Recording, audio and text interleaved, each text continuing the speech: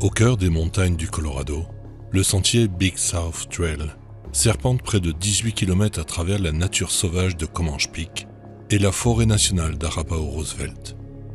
Cette région, qui s'étend sur plus de 280 000 hectares, est un véritable paradis pour les amoureux de la nature, offrant des paysages à couper le souffle, des rivières tumultueuses et une faune diversifiée. Le Big South Trail, bien que considéré comme modérément difficile, représente un défi même pour les randonneurs expérimentés. Le sentier alterne entre des montées abruptes et des passages rocailleux, exigeant une attention constante des marcheurs. Malgré ces difficultés, de nombreux randonneurs considèrent ce parcours comme une expérience enrichissante, récompensée par des panoramas spectaculaires tout au long de leur chemin. La région abrite une variété impressionnante d'animaux sauvages. On peut y croiser des élans majestueux, des lynx roux, des chèvres de montagne, des ours noirs et même des pumas, bien que ces derniers soient plus rares et discrets. Cette diversité faunique attire chaque année des milliers de visiteurs, qu'ils soient campeurs, randonneurs, amateurs d'observation d'animaux ou ornithologues. C'est dans ce décor naturel grandiose que se déroule l'histoire tragique de Jared Atadero, un petit garçon de 3 ans. En 1999, Jared vivait avec son père Allen et sa sœur Jocelyn, âgés de 6 ans, au Poudre River Resort, situé dans le Poudre Canyon, à Bellevue, Colorado.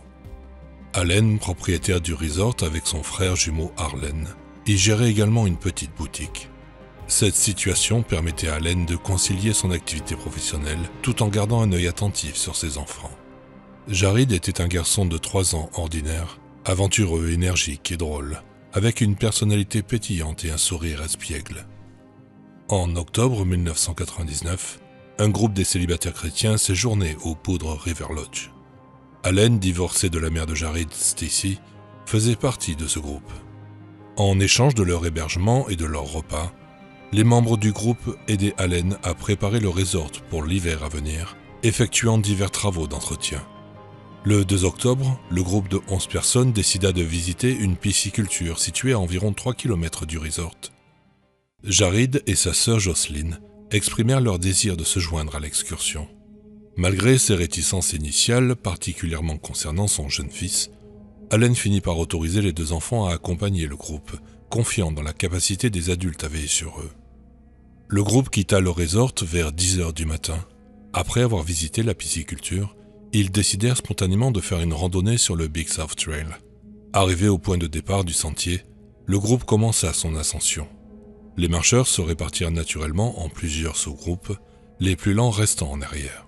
Jared et Jocelyn se trouvaient à l'avant du groupe, accompagnés d'un adulte.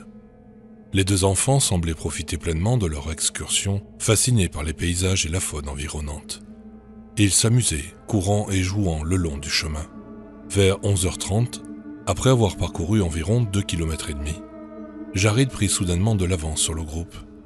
Il rencontra alors 2 pêcheurs à qui il demanda s'il y avait des ours dans les parages, avant de continuer son chemin vers le 2e camping. Selon les pêcheurs, un groupe de personnes se trouvait à une 50aine de mètres sur le sentier à ce moment-là, et ils pensèrent que Jared faisait partie de ce groupe. Ils ne s'inquiétèrent donc pas de le voir seul. Ce fut malheureusement la dernière fois que Jared Atadero fut vu vivant. Vers 12h15, plusieurs membres du groupe de randonneurs, dont Jocelyn, entendirent un cri. Jocelyn le décrivit comme quelqu'un qui se fait attaquer ou une personne jouant avec quelqu'un d'autre. C'est à ce moment que le groupe réalisa que Jared avait disparu. L'adulte responsable de surveiller Jared admit avoir perdu de vue le garçon depuis 10 à 20 minutes. Le groupe fouilla les environs pendant environ 1 heure, tandis que certains membres retournèrent au lodge pour informer Allen de la disparition de son fils. Allen fut naturellement choqué et confus d'apprendre que le groupe avait emmené ses enfants sur le sentier sans son autorisation explicite, d'autant plus qu'il n'avait que 3 et 6 ans. Il se joignit immédiatement aux recherches, parcourant le sentier pendant des heures avant de finalement contacter les autorités vers 16 h. Il informa également son ex-femme de la disparition de leur fils. Celle-ci prit immédiatement l'avion de San Diego pour le Colorado afin de participer aux recherches. À 18h30, une équipe de 65 membres des services de recherche et de sauvetage arriva au point de départ du sentier et se joignit aux recherches. Ils rencontrèrent d'autres équipes qui cherchaient déjà entre les campings numéro 7 et 8. Mais aucune trace du petit garçon n'avait été trouvée. L'opération de recherche s'intensifia avec l'arrivée d'équipes de plongeurs pour fouiller la rivière Big South et le déploiement d'un hélicoptère à l'aube du lendemain. Malheureusement, l'hélicoptère alourdi par sa charge de carburant rencontra des difficultés dans le terrain accidenté de la montagne.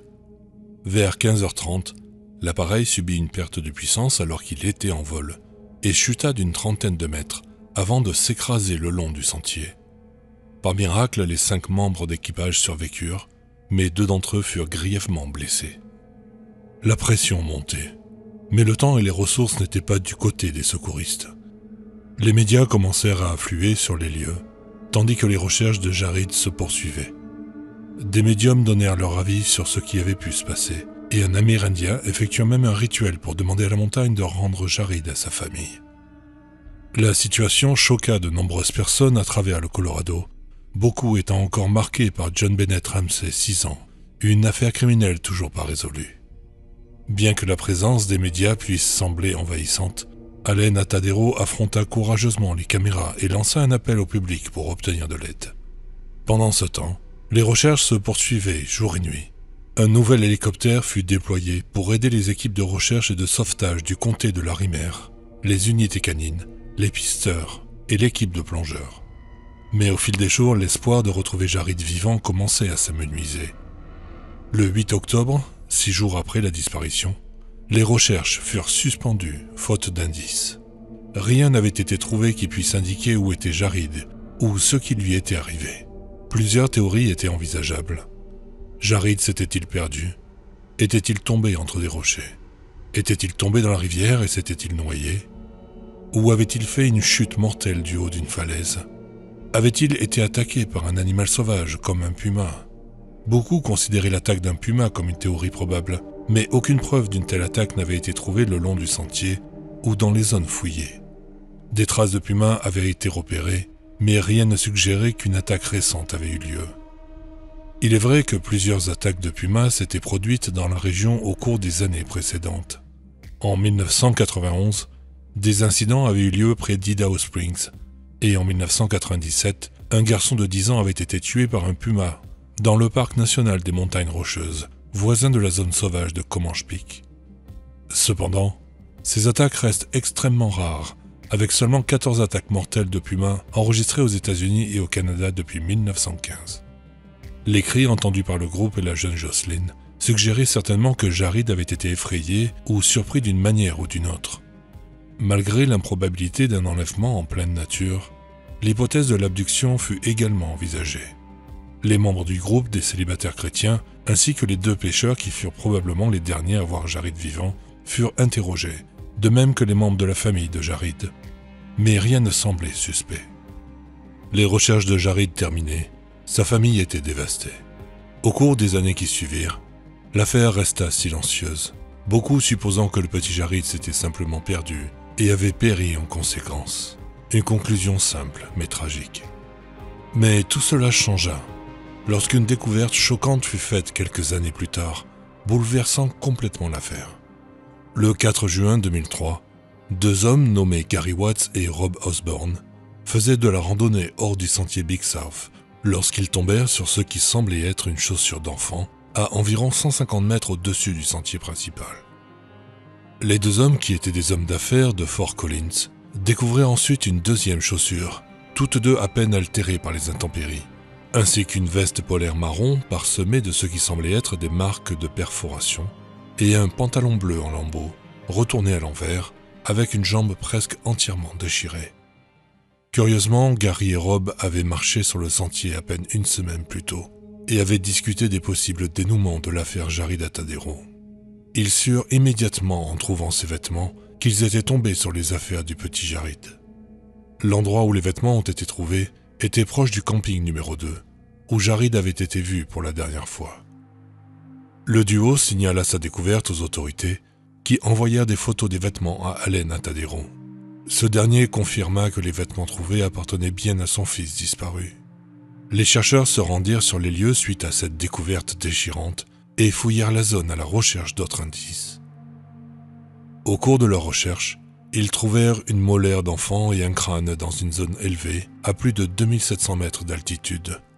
Tragiquement, il s'agissait d'une zone qui devait être fouillée par l'hélicoptère qui s'était écrasé. Selon Gary et Rob qui avaient trouvé les vêtements de Jared, l'endroit où ils les avaient découverts était difficile d'accès, et ils pensaient qu'aucun enfant n'aurait pu atteindre un terrain aussi accidenté par ses propres moyens. Quelqu'un ou quelque chose avait dû emmener Jared là-haut.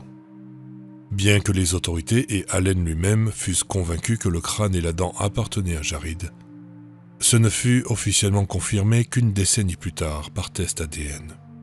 Beaucoup pensaient qu'il s'agissait d'une affaire simple et résolue malgré ces nouvelles preuves, concluant à une attaque de Puma. Cependant, plusieurs détails semblaient contredire cette théorie. Selon Allen, plusieurs tests furent effectués sur les vêtements, ne révélant aucun poil de Puma, aucune trace de sang, ni d'ADN. Les vêtements furent ensuite envoyés au bureau d'investigation du Colorado, dont les résultats aboutirent à la même conclusion. Cela intrigua beaucoup de gens, tout comme le fait que si un puma avait attaqué Jared, il aurait dû y avoir des preuves laissées derrière lui, que ce soit des poils ou du sang. Mais il n'y avait absolument rien sur les vêtements de Jared. Malheureusement, son crâne n'offrit aux autorités aucun nouvel indice sur la façon dont le garçon était mort. Selon les experts en puma, si une attaque avait eu lieu, ils auraient naturellement visé la zone de l'estomac. Une zone où les vêtements de Jared étaient encore intacts.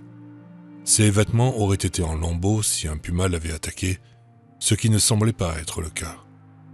La jambe du pantalon de Jared était déchirée, mais il fut conclu que cela était dû aux rongeurs et aux oiseaux qui avaient pris les matériaux pour leur nid, et non à une attaque prédatrice d'un puma.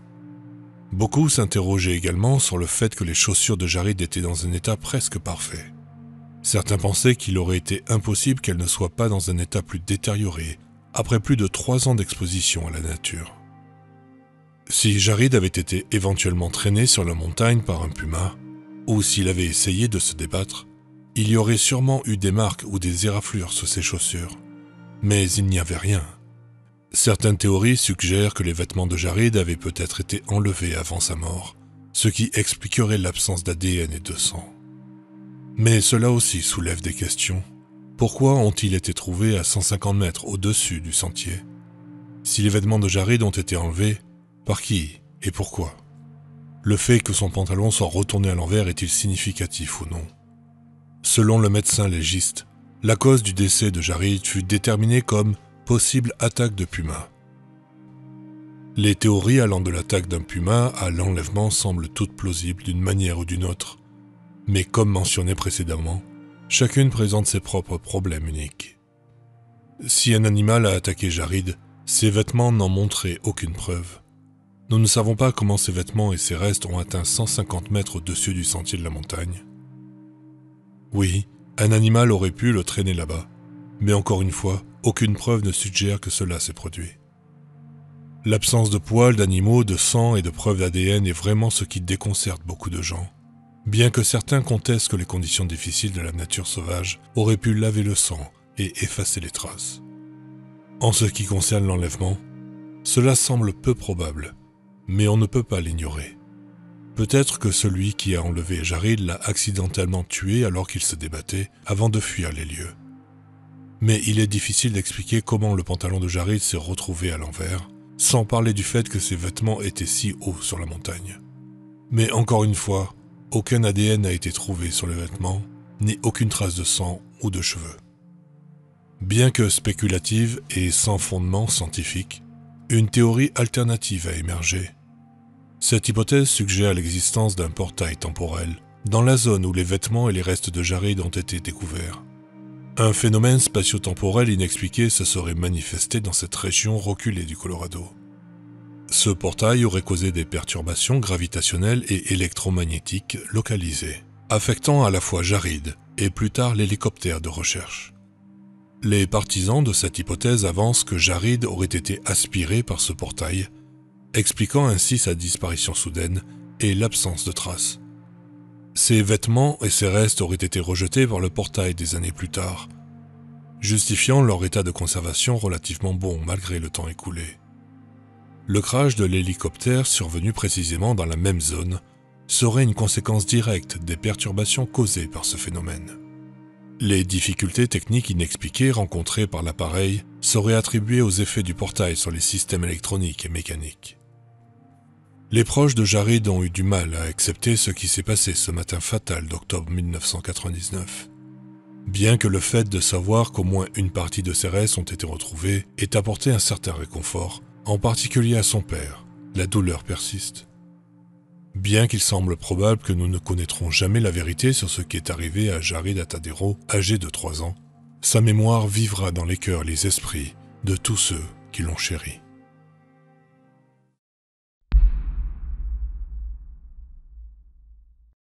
Le 8 août 1897, une journée ensoleillée d'été dans le Maine, la petite Lillian Carney, âgée de seulement 6 ans, accompagnait ses parents pour une cueillette de myrtilles. Vers midi, alors que la famille Carney profitait de cette belle journée, l'impensable se produisit. Lillian s'éloigna de ses parents sans qu'ils s'en aperçoivent. Lorsqu'ils réalisèrent que leur fille avait disparu, ils commencèrent immédiatement à la chercher dans les environs. Cependant, après quelque temps, il devint évident qu'ils avaient besoin d'aide supplémentaire.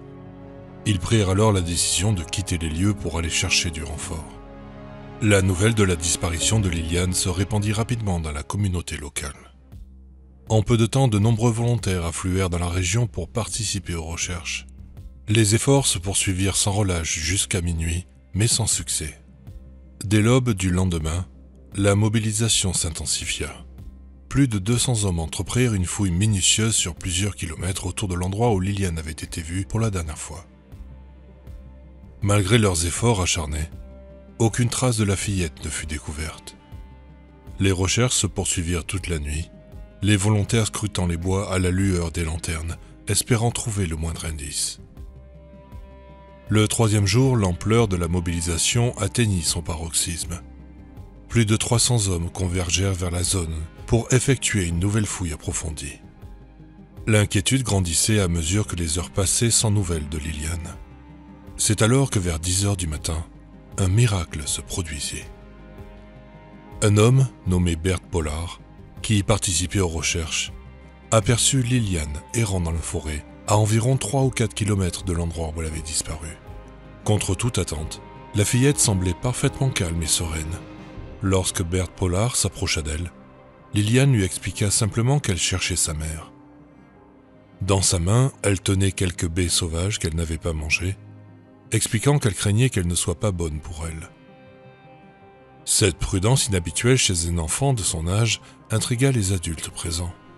Mais ce qui allait vraiment soulever de nombreuses questions dans cette affaire, c'est la déclaration que fit ensuite Lillian. Elle affirma que pendant tout le temps qu'elle avait passé dans les bois, le soleil avait brillé en permanence. Cette affirmation étrange venant d'une enfant qui avait passé 2 nuits dehors laissa perplexes les personnes présentes. Le journal local rapportant l'histoire tenta d'expliquer cette anomalie en suggérant que la lune avait brillé intensément pendant une partie des nuits et que la jeune Lillian avait peut-être confondu la lumière lunaire avec celle du soleil. Cependant, cette explication semblait peu convaincante, car la plupart des enfants de 6 ans sont généralement capables de faire la différence entre le soleil et la lune. Lillian raconta également qu'elle avait entendu des gens en parler la veille, mais qu'elle avait décidé de rester cachée, pensant qu'il s'agissait de vagabonds. Elle mentionna aussi avoir vu de petites choses de la taille de son chat qui s'enfuyaient lorsqu'elle frappait dans ses mains. Le journaliste supposa qu'il s'agissait probablement de lapins vivant dans la région. Malgré ces 2 jours et 2 nuits passées seule dans la nature, Lillian ne semblait avoir souffert d'aucun effet néfaste. Elle fut ramenée saine et sauve à ses parents pour le plus grand soulagement de tous. Cette disparition est devenue un cas célèbre, suscitant l'intérêt de nombreuses personnes au fil des années. L'étrangeté de cet incident réside essentiellement dans l'unique déclaration de Lillian concernant le soleil qui brillait en permanence pendant son séjour dans les bois.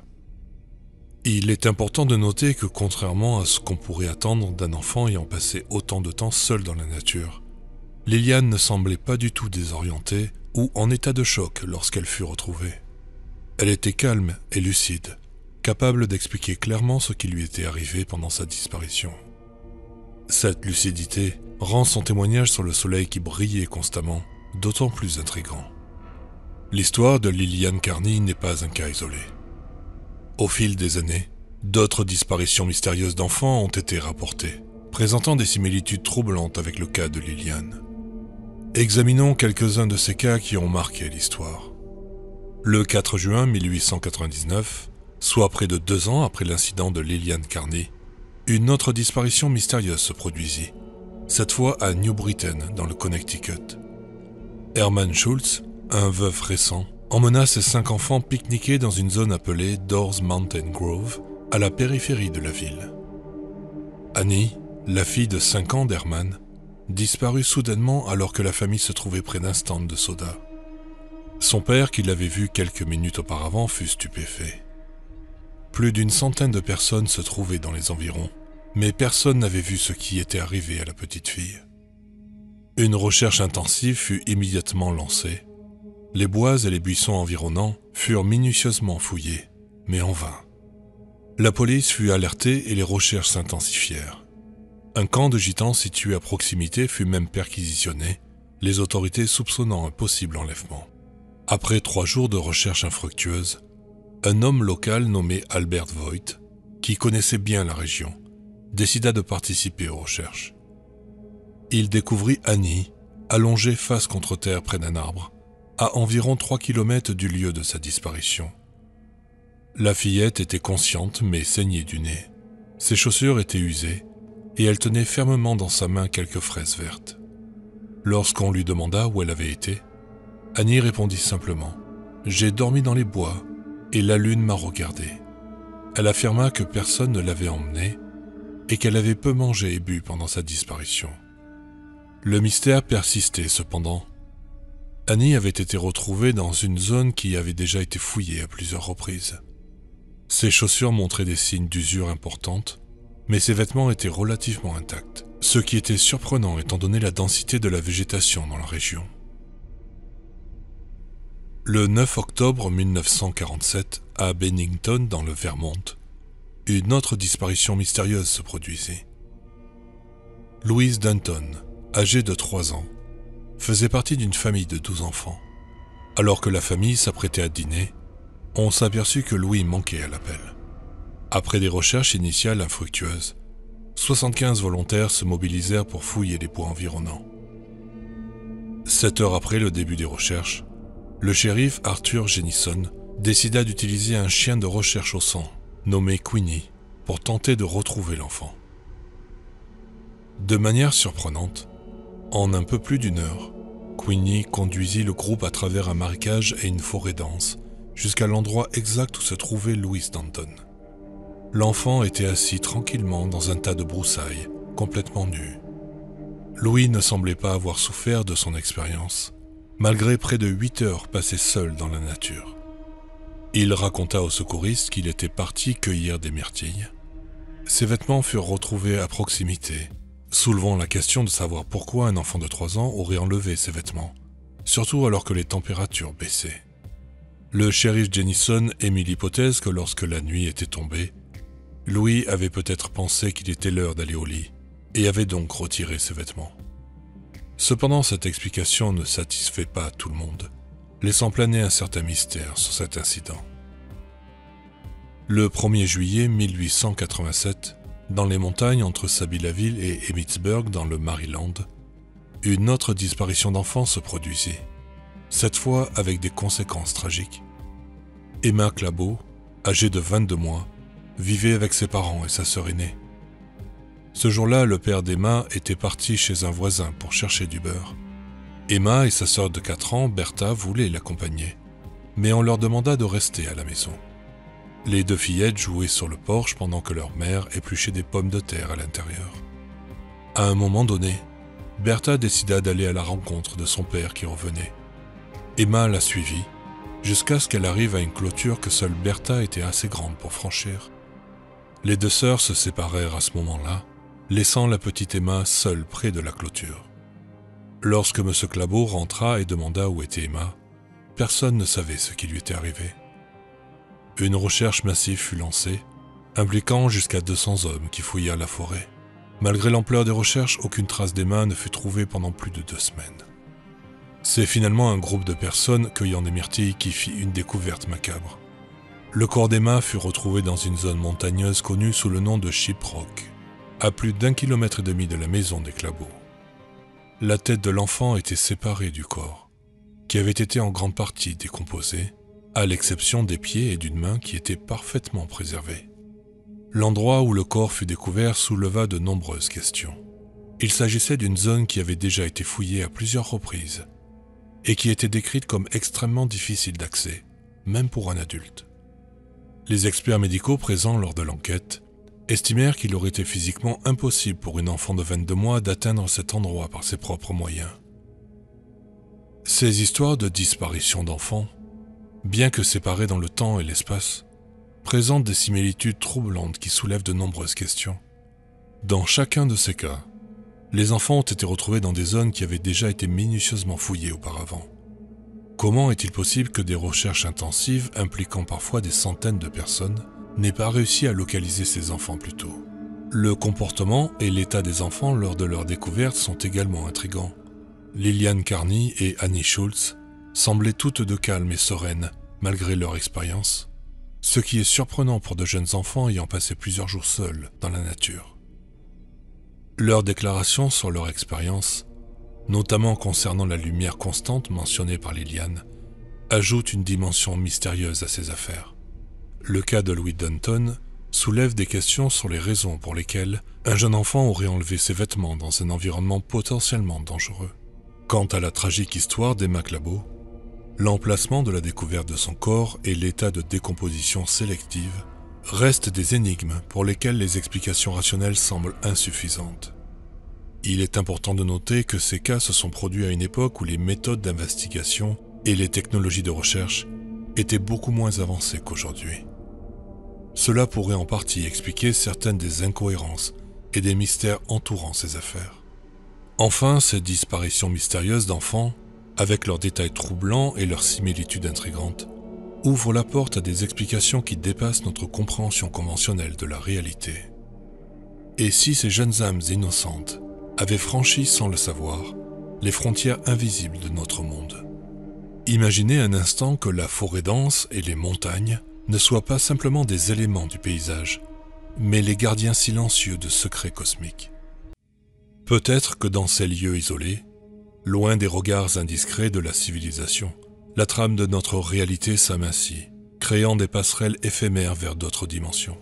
Ces enfants, dans leur candeur et leur ouverture d'esprit, ont peut-être perçu des portes invisibles aux yeux des adultes. Des portails temporels, scintillant subtilement dans la lumière tamisée de la forêt, les auraient attirés vers des royaumes où le temps s'écoule différemment. Cela expliquerait pourquoi Liliane Carney parlait d'un soleil qui brillait constamment, comme si elle avait vécu dans un endroit où la nuit n'existait pas.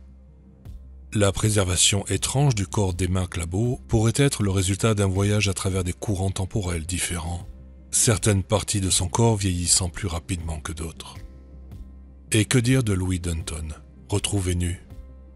Peut-être a-t-il traversé un vortex qui a laissé ses vêtements derrière lui, comme des vestiges d'une réalité qu'il avait momentanément quittée. Ces portails capricieux et imprévisibles auraient ramené les enfants dans notre monde, parfois sains et saufs, parfois marqués par leur voyage interdimensionnel. Leur calme apparent à leur retour pourrait être le reflet d'expériences vécues dans des royaumes où le temps et l'espace obéissent à des lois différentes. Des expériences trop vastes pour être exprimées par les jeunes esprits. Les zones où ils ont été retrouvés, déjà fouillées maintes fois, pourraient être des points de convergence où ces portails s'ouvrent furtivement, défiant notre perception linéaire du temps et de l'espace. Chaque recherche infructueuse n'était peut-être qu'un passage à côté d'un enfant temporairement décalé de notre réalité. Ainsi, cette disparition mystérieuse nous invite à élargir notre imagination, à envisager un univers plus vaste et plus étrange que nous n'osons habituellement le concevoir. Elle nous rappelle que le monde qui nous entoure est peut-être bien plus merveilleux et mystérieux que nous ne le pensons, peuplé de passages secrets et de dimensions cachées, attendant d'être découverts par ceux dont l'esprit reste ouvert aux possibilités infinies de l'inconnu.